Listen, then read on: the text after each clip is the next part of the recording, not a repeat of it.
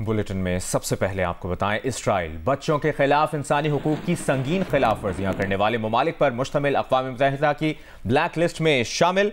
अरब media के मुताबिक list of shame secretary general Antonio Guterres के ऑफिस की तरफ से पेश की गई एक सालाना रिपोर्ट से मुंसलिक है, जिसमें मुसल्लह तनाज़ात में बच्चों के खिलाफ इंसानी हुकूक की खिलाफ वर्जियों को दर्ज किया गया है। अक़वाम मुत्तहिदा की ये रिपोर्ट जून के आखिर तक शाया कर दी जाएगी। UN ब्लैक लिस्ट में रूस, अफगानिस्तान, सोमालिया, शाम, यमन, दाइश और बोको हराम भी शामिल हैं।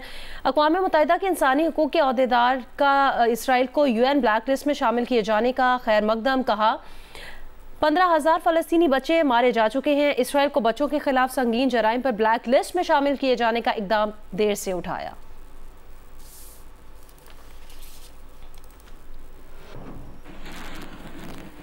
वज़ीर आज़म या मोहम्मद शहबाज शरीफ ने दौरा चीन के दौरान वफ़द के हमरा चीन के तारीखी विरसे टेराकोटा वॉरियर म्यूज़ियम का दौरा किया। गुज़श्ता रोज़ चीनी सदर शी जिनपिंग ने वज़ीर आज़म को अपने आबाई शहर शियॉन में टेराकोटा वॉरियर्स म्यूज़ियम का दौरा करने की दावत दी थी। दौरे में वज़ीर आज़म और पाकिस्तानी वफ़द को तारीखी विरसा जात के तहफ़्फ़ुज़ और बहाली और सयाहत के फ़रोग़ के हवाले से ब्रीफिंग दी गई। वज़ीर आज़म ने म्यूज़ियम के मुख्तलिफ हिस्सों का दौरा किया, क़दीम चीनी तारीखी विरसे की खूबसूरती और चीनी हुनर की तारीफ़ की। वज़ीर आज़म का इस मौके पर कहना था कि अजीम कौमें चीन की तरह अपने तारीखी विरसे की हिफाजत करती हैं। चीन ने मेहनत से दुनिया के हर शोबे में अपना लोहा मनवाया है। पाकिस्तान तारीखी और सकाफती विरसे से मालामाल है। पाकिस्तान में भी ऐसी तारीखी जगहों की बहाली के बाद इन्हें सयाहती मकामात में तब्दील करेंगे।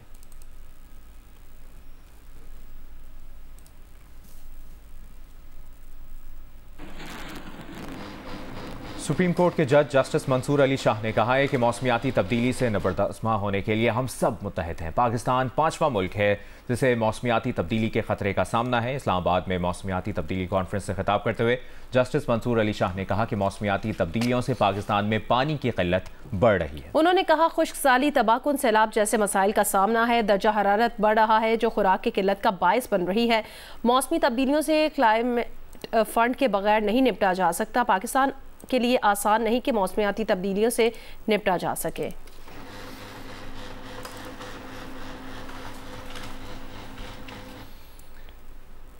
अभी आपको बताएं, लाहौर में मतला जुज़वी तौर पर अबर आलूद है, हवाएं चल रही हैं। तफसील बता रही हैं जियो न्यूज़ की नुमाइंदा हफ्सा उस्मान। आज बिल्कुल आज लाहौर का मौसम जो है वो कदरे बेहतर है। सुबह सवेरे से जो है वो हल्की ठंडी हवाएं चल रही है, जिसने मौसम को जो है वो काफ़ी हद तक बेहतर कर दिया है। गुज़श्ता रोज़ भी जो है वो खासी गर्मी रही, लेकिन आज की जो ठंडी हवाएं चल रही हैं उन्होंने मौसम को थोड़ा सा तब्दील कर दिया है, मगर उसके बावजूद भी जो है वो गर्मी का एहसास कम नहीं हो सका। हवा में नमी का तनासुब जो है वो 35% है और जो गर्मी की शिद्दत का एहसास जो है वो इस वक्त जो है वो 33 डिग्री तक फील किया जा सकता है। आज जो दर्जा हरारत है वो 34 डिग्री जो है वो रिकॉर्ड किया गया है। महकमा मौसमियात का ये कहना है कि फ़िलहाल बारिश का कोई इम्कान नहीं है और आइंदा आने वाले दिनों में जो टेम्परेचर है वो एक बार फिर से बढ़ेगा और तकरीबन 45 और 46 डिग्री तक जाएगा। जी, कराची का मतला आज जुज़वी अबर आलूद है। आइंदा 24 घंटों में मौसम गर्म और मरतूब रहने का इम्कान है। तफसील बताएंगी शवाला असलम।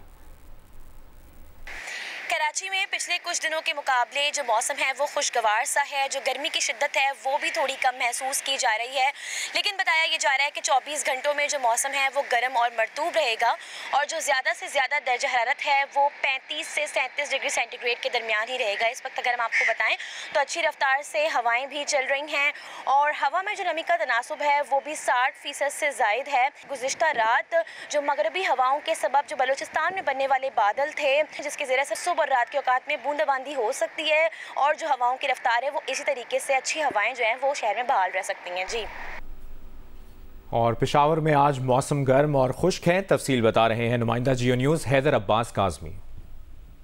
पेशावर में आज मौसम गर्म और खुश्क है, मतलब मुकम्मल तौर पर साफ़ है। तेज़ धूप निकली हुई है जिसकी वजह से गर्मी की शिद्दत में इजाफा होता जा रहा है। महकमा मौसमियात के मुताबिक पेशावर में कम से कम दर्जा हरारत जो है वो 18 डिग्री सेंटीग्रेड रिकॉर्ड किया गया है, जबकि ज़्यादा से ज़्यादा 33 डिग्री सेंटीग्रेड बताया गया है, जो कि मज़ीद 36 से 37 डिग्री तक जाने के इम्कानात हैं। गुज़िश्ता 24 घंटों में खैबर पख्तूनख्वा के बेशतर इलाकों में बारिशें रिकॉर्ड की गई हैं, जिसमें कालाम में 1 मिलीमीटर और मीरकनी दरोश में 3 मिलीमीटर बारिश रिकॉर्ड की गई है। महकमा मौसमियात ने मैदानी इलाकों में मौसम गर्म रहने और बालाई इलाकों में तेज़ हवाएं चलने के साथ बारिशों की पेशगोई भी की है। जी, जरताज गुल को सुन्नी इत्तेहाद कौंसिल की कौमी असम्बली में पार्लिमानी लीडर नामजद कर दिया गया है। बानी पीटीआई ने साहबजादा महबूब सुल्तान की जगह जरताज गुल की पार्लिमानी तकर्री की मंजूरी दे दी है। इससे कबल पंजाब से साहबजादा महबूब सुल्तान का नाम पार्लिमानी लीडर के लिए नामजद किया गया था। पीर को सुन्नी इत्तेहाद कौंसिल के सरबराह स्पीकर कौमी असम्बली को जरताज गुल की नामजदगी से आगाह करेंगे। बैरिस्टर गौहर खान ने जरताज गुल को पार्लिमानी लीडर नामजद करने की तस्दीक कर दी। बैरिस्टर गौहर खान ने कहा कि उन्हें इस फैसले की अभी इत्तला दी गई है।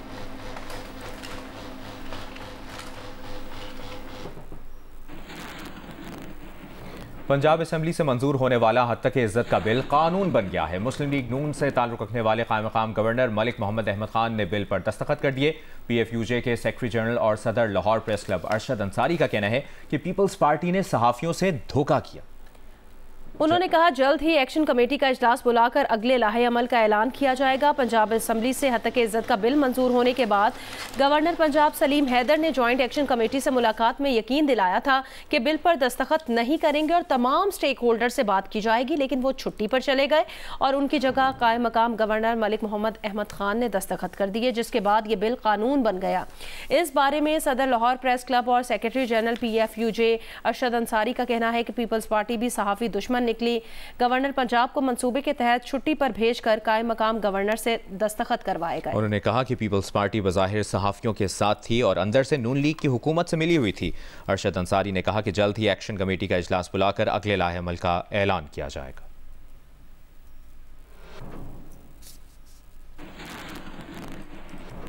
पंजाब हुकूमत का हद तक इज्जत कानून लाहौर हाई कोर्ट में चैलेंज कर दिया गया है। दरखास्त में इस्तदा की गई है कि अदालत हद तक इज्जत का कानून कलअदम करार दे और दरखास्त के हतमी फैसले तक हद तक इज्जत कानून पर अमल दरामद रोक दे। लाहौर हाई कोर्ट में यह दरखास्त सहाफ़ियों जाफर अहमद यार और राजा रियाज ने एडवोकेट नदीम सरवर के जरिए दायर की। दरखास्त में पंजाब हुकूमत के अलावा वजीर आला और गवर्नर पंजाब को बजरिया प्रिंसिपल सेक्रेटरी फरीक बनाया गया है। दरखास्त गुजारों का मौक़िफ़ है कि हद तक इज्जत कानून आइन और कानून के मुनाफी है। हद तक इज्जत ऑर्डिनेंस और हद तक इज्जत एक्ट की मौजूदगी में नया कानून नहीं बन सकता। हद तक इज्जत कानून में सहाफ़ियों से मुशावरत भी नहीं की गई। ये कानून जल्दबाजी में सहाफ़ियों और मीडिया को कंट्रोल करने के लिए लाया गया। इद्दत केस में बुशरा बीबी ने इस्लामाबाद हाई कोर्ट में सजा मुअत्तली की दरखास्त दायर कर दी है। इसकी तफसील जानते हैं ओवैस यूसुफजई से। जी ओवैस बताइए। देखिए, बुशरा बीबी ने इस्लामाबाद हाई कोर्ट में सजा मुअत्तली की दरखास्त दायर की है और बैरिस्टर सलमान सफदर के जरिए दायर इस दरखास्त में कहा गया है कि सजा मुअत्तल करके जमानत पर रिहा किया जाए। दरखास्त में ये भी इस्तदा की गई है कि 3 फरवरी को सिविल कोर्ट में बुशरा बीबी को 7 साल कैद की जो सजा सुनाई थी, उसमें ये सियासी इंतकाम का निशाना बनाने के लिए उनको जेल में बदतरीन हालात में रखा गया है। इंसाफ के तकाजे पूरे करने के लिए जरूरी है कि सजा मुअत्तली की दरखास्त जल्द निपटाई जाए।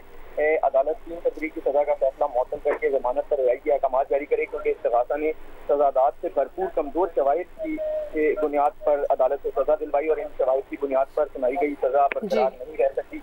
अब ये दरखास्त इस्लामाबाद हाई कोर्ट में दायर की गई है। जी शुक्रिया ओवैस यूसुफजई अपडेट करने के लिए।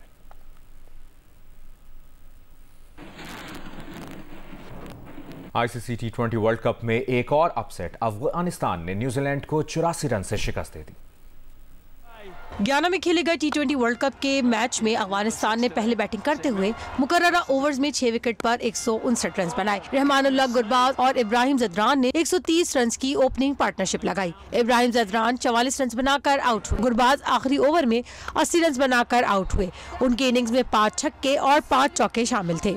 जवाब में अफगान बॉलर्स ने कीवी टीम को दबोच लिया। पहली ही गेंद पर फिन एलन फजल हक की गेंद पर आउट हो गए। फिर विकेटों की ऐसी लाइन लगी कि न्यूजीलैंड संभल न सकी। खिलाड़ी डबल फिगर में दाखिल ना हो सके। ग्लेन फिलिप्स 18 और मैट हेनरी ने 12 रन बनाए। पूरी टीम 16वें ओवर में 75 रन पर आउट हो गई। राशिद खान और फजल हक फारूकी ने 4-4 विकेटें ली। अफगानिस्तान ने 84 रन से कामयाबी के साथ T20 इंटरनेशनल में पहली मर्तबा न्यूजीलैंड को शिकस्त दी। ICC T20 वर्ल्ड कप का सबसे बड़ा मुकाबला कल पाकिस्तान और भारत के दरमियान न्यूयॉर्क में होगा। वहाँ का मौसम कैसा है, विकेट की क्या सूरत हाल है, बताएंगे senior sports journalist Syed Yahya Husaini.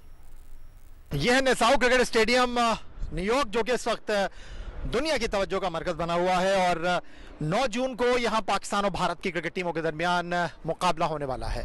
और पाकिस्तान और भारत के दरमियान जो मुकाबला होने वाला है, उस मैच के लिए जो पिच तैयार की जा रही है, क्या उस पिच के ऊपर बैट्समैनों के लिए बहुत कुछ मौजूद होगा या नहीं होगा, ये वो सवालात हैं जो यहाँ पर अब भी मौजूद हैं। पाकिस्तान और भारत के दरमियान निसाऊ क्रिकेट स्टेडियम में होने वाले इस मुकाबले के लिए तैयारियां मुकम्मल है। भारत के खिलाफ पाकिस्तान टीम ने 2021 में दुबई में कामयाबी हासिल की थी वर्ल्ड कप मुकाबलों में। क्या पाकिस्तान की टीम न्यूयॉर्क में अपने इस परफॉर्मेंस को दोहराने में कामयाब रहेगी, ये एक बड़ा सवाल है।